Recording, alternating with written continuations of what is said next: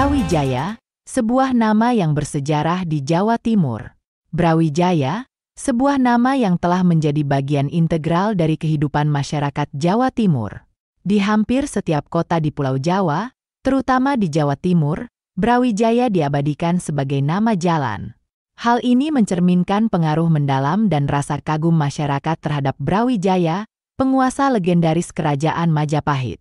Selain itu, Brawijaya juga diabadikan sebagai nama sebuah universitas negeri di Kota Malang, yaitu Universitas Brawijaya. Universitas ini pada awalnya adalah cabang dari Universitas Swasta Sawery-Gading Makassar, dengan status sebagai perguruan tinggi swasta yang hanya memiliki 2 fakultas, yaitu Fakultas Hukum dan Fakultas Ekonomi. Pada tanggal 1 Juli 1957, muncul gagasan untuk mendirikan universitas sendiri di bawah naungan Yayasan Perguruan Tinggi Malang dengan nama Perguruan Tinggi Hukum dan Pengetahuan Masyarakat, PTHPM.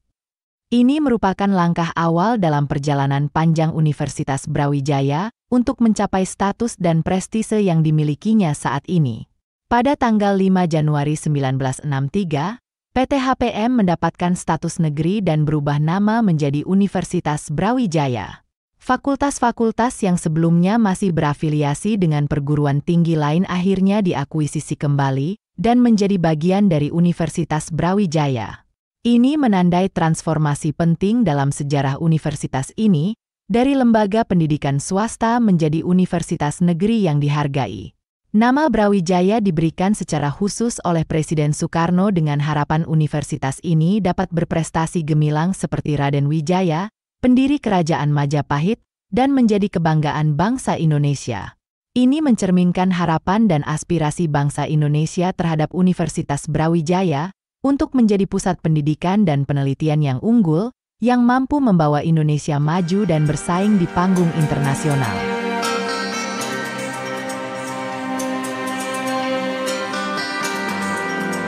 Misteri di balik nama Brawijaya.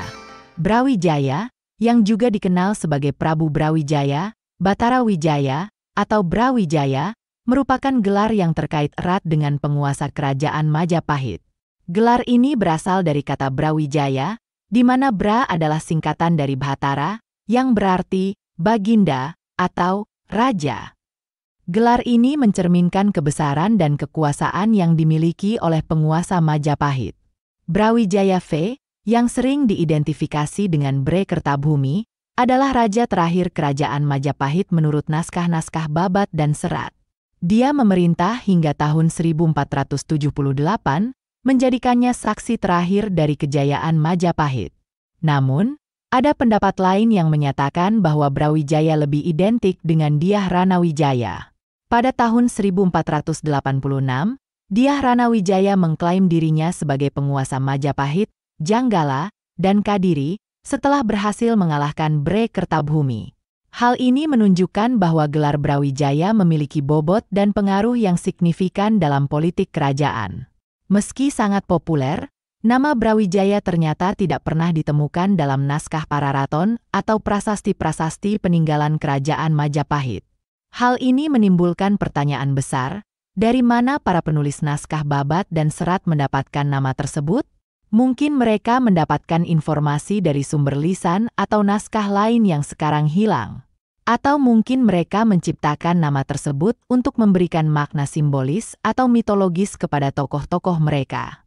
Namun, tanpa bukti konkret, kita hanya bisa berspekulasi. Kisah Brawijaya dan misteri di balik namanya menambah kekayaan dan kedalaman sejarah Majapahit. Ini adalah cerita yang menarik dan memikat, penuh dengan intrik kerajaan, konflik politik, dan pertanyaan yang belum terjawab.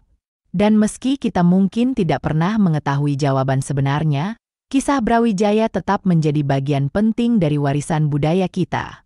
Dengan demikian, nama Brawijaya tidak hanya merepresentasikan sejarah dan warisan budaya kita, tetapi juga harapan dan aspirasi kita untuk masa depan yang lebih baik. Ini adalah cerita tentang bagaimana kita, sebagai bangsa, menghargai masa lalu kita, sambil tetap berorientasi pada masa depan. Demikianlah kisah ini diceritakan dari berbagai sumber, segala kebenaran detail kisahnya kita serahkan kepada Tuhan, Sang Pemilik kisah kehidupan.